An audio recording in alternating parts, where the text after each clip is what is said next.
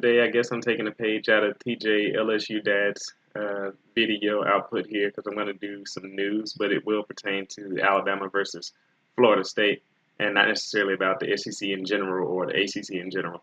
The reason why this is important to do today because both Alabama and Florida State lost a player recently for different reasons, but I'll jump right into it. Florida State lost Davante Phillips, who was one of the 7 scholarship receivers that they have on the roster. Yeah, that's right. They had 7 total, and he was kind of working in the spring a lot during that slot position, getting open, across the middle and working on nickelbacks and slot corners and whatnot. So he was kind of one of their leading guys for that position. Was going to get a lot of play time. They really wanted to increase his workload and rep load in the spring and to get him ready for the season, trying to develop some depth, behind the big guys. But they had an issue recently because he just got arrested. He was charged with multiple felony accounts of grand theft. He's dealing with some issues of like falsifying checks with the ATM, and it was a lot of stuff going on there. And of course, Jimbo Fisher suspended him indefinitely, and that's a bad position for Florida State because that leaves them with 6 scholarship wide receivers left on the roster, only 6, and that does get into trouble. So one of the things I was telling in the video about the wide receivers is that if they get injuries, that'll put them into depth problems already. I wasn't even considering the fact that somebody may get suspended or someone may get in trouble. So this puts them in a bad position. Not necessarily the worst, but like I said, they lean heavily on areas with other depth, such as tight end, which they heavily use in a way, a lot of 2 tight end formations, and also they have a lot of running backs. But it does set them back in terms of having a lot of receivers who are ready to go. But also, I don't want to take this opportunity to bash Florida State or to bash the player, Davante Phillips. He actually turned himself in. I mean, I don't know all the details, but yeah, I guess he felt guilty or whatnot. And or when they confronted him, he admitted to the truth, which is something that you don't see a lot from. So it's a tough break for Florida State, and hopefully this guy Davante Phillips can kind of get his life turned around or whatever steps may need to be taken to correct whatever happened. Now on to Alabama. Alabama also lost a guy, but he wasn't a wide receiver. He was a defensive back. We lost Aaron Robinson, who was he was somewhere around second or third corner on the depth chart, probably close to the third, which may be the reason why he transferred. Although not necessarily because we lost Kendall Sheffield a couple seasons ago, and he was the main backup, and now he's at Ohio State when he probably could have been a starter this year at Alabama. But that's neither here or there. Aaron Robinson transferred, and he went out to UCF.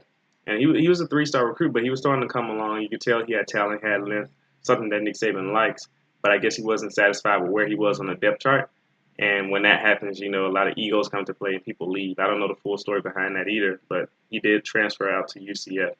So that actually puts Alabama back a little bit on corner depth, but we still have guys. Of course, we're going to have Anthony Averett starting at one corner spot. It looks like Trevon Diggs will be the other starting corner. I'm not sure to think about that yet. At the beginning of the spring, Minkah Fitzpatrick was playing corner. He moved back to corner opposite Anthony Averett, and they were working out there, but then they moved Trevon Diggs to corner so that Minkah could stay at safety. I think Saban and Jeremy Pruitt and the guys, they really like Minkah at safety as opposed to cornerback. Not saying that he can't do it because he played corner really well and slot. He basically can play every position in the secondary, but they kind of gives them a better way of making sure that he can make the use of his ability as a free roaming playmaking guy who can really track the ball. So they would prefer to keep Minkah Fitzpatrick at safety while developing Trevon Diggs at the other corner spot. So that will be Averett, Diggs, and then of course you have Shaheem Carter, who played a lot last year. He got in a lot of slot. Tony Brown, who looks like he'll be the starting nickelback. I personally would like to see what he can do on the outside spot. Again, he played outside in his freshman season.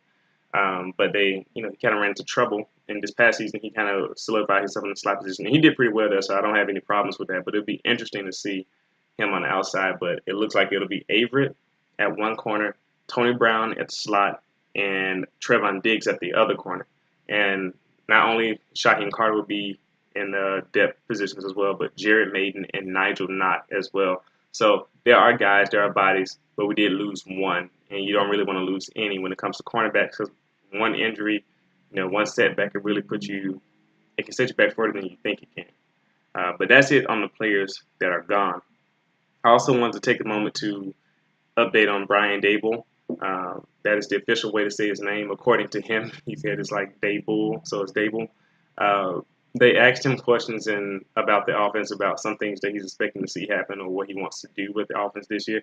And in typical Nick Saban assistant or coordinator fashion, he gave very vague answers and didn't really say much. They asked him, what are you going to do with the offense? He said, we have a ton of players to run, which you would hope will be the case. And they're going to try to put the players in the best position to be successful, which just sounds like a very Nick Saban thing to say. Uh, One interesting thing he did say that does provide a little bit more information, but it's still very vague. He says they are installing new plays every day. So you'll see a lot more diversity in the offense and maybe in the play calling. But also they're installing a new package on offense. And he said that today. So they're installing that right now during practice or the practice whenever it ended, maybe a couple hours ago, but not. He also said that he has watched all film on Jalen Hurts. So he wanted to get a better feel for who Jalen is and how he can help him. And one thing he noticed the most is that Jalen has improved his feet, like his footwork, in terms of like when you snap the ball and you're dropping back, whether it's a 3-step drop, 5-step drop, 7-step drop, whatever it may be. He's improved his feet really well, and also turning when you're getting ready to throw the ball. And he's improved his eyes, looking off the safeties and getting the ball to where it needs to go by making sure that your eyes are deceiving the secondary and not staring down a receiver. So he's gotten better at both of those things, according to Brian Daboll. And Dable, I got to say it right. And then he also says another Saban-like thing when he says it's all about the fundamentals. A guy can improve or like have arm strength and talent, but if he doesn't have the fundamentals, he really can't be successful. So he preaches fundamentals all day long, which is something I really like, which is good for a developing quarterback and also just for your team in general. And the thing he said about Jalen improving his feet and his eyes, you can actually see that just a little bit. Not too much because it's not a real game, nor is it extended footage of the practice or anything. But in the first video footage of fall camp they showed on Thursday, you see Jalen throwing the ball, and you see his legs and his hip placement. It looks really good, and he doesn't overextend when throwing the ball anymore. Kind of has a tight, compact motion. His feet are set, and he doesn't like he's trying to like pull in any extra effort into his body as he's throwing the ball. Which is with Tua, you can actually see that sometimes. Usually Tua is pretty good throwing the ball, but sometimes you'll see him kind of strain his body, trying to make up for a mechanical thing there. But you see Jalen has really improved. He's a hard worker. So that's a really, really good sign to see.